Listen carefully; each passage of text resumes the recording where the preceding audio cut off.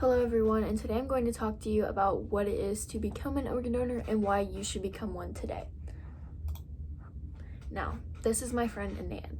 Anand was in a fatal car accident, and his family, his mom and dad, made the decision to give up his vital organs. I found his story in Family Turns Blessing and Tragedy.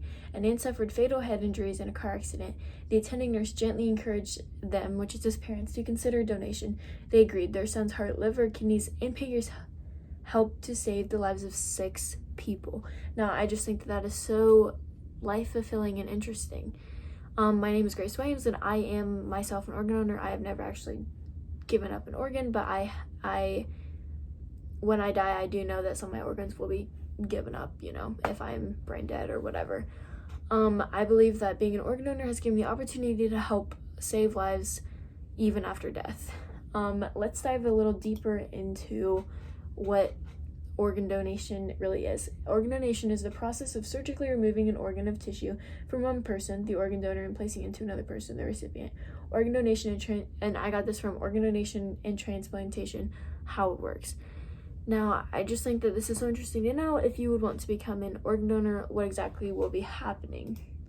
There are many reasons why you should become an organ donor, and a lot of people might say it's dangerous, it's scary. I mean, there are things that go wrong, but that is not the majority. I'm here to say that you should be an organ donor because it could give you the opportunity to, 1, save a life, 2, it is highly encouraged by many religions, and 3, very few medical conditions disqualify you from donating your organs. Now, like I said before, becoming an organ donor will literally guarantee you to save a life. Now, this information I got from Erica Hoffman, MD. It's an article written by her. People who are on organ waiting list typically have end-stage organ disease that significantly impacts their quality of life and may be near to end of their life. Receiving an organ may become a life-changing event for these people. It can also help a family work through the grieving process and deal with their loss by knowing that their loved ones is helping save the lives of others. Now, I just think what else can you do when you die? You can help save a life. I just think that's so fulfilling. Now, also, if that's not enough to help convince you, organ donating is supported by many religions, if that's an issue.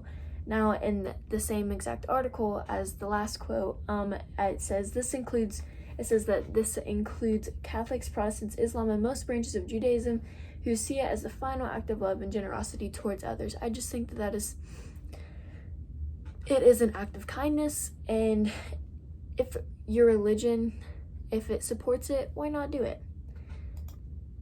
Now, not a lot of things can stop you from becoming an organ donor. Now, it may be determined that certain organs are not suitable for transplantation, but other tissues and organs may be fine. Simply put, a disease in one organ does not preclude other organs from being donated.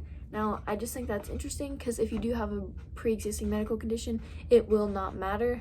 I mean, well, some will, but they will locate it, diagnose it, and it will just be interesting to, just know that you still wanted to help. It's still a lot. However, there are some downsides to becoming an organ donor. It's really just impact that it has on the family if you don't choose. It's a negative if you don't choose yourself, because your family will have to choose for you. And I just think, why not take that stress off of them if you were ever to be brain dead or whatever, and just be able to choose for yourself. Now, in this situation, the girl, she was brain dead, and her sister had to make the decision for her. And it says, this is from the other sister's viewpoint. For a long time, my sister's death, I had nightmares about allowing the mutilation of her body. I even began to have doubts about the doctor's claims that she could have been brain dead and that she could feel no pain while they took her vital organs. These reactions hit me like aftershocks for years. I found this in an article written by Hayes Johnson. And I just think this is why you should choose yourself and not put the pressure on your family and everyone, because I just think, why not just choose yourself? Now, I'm gonna go back to Anand's story.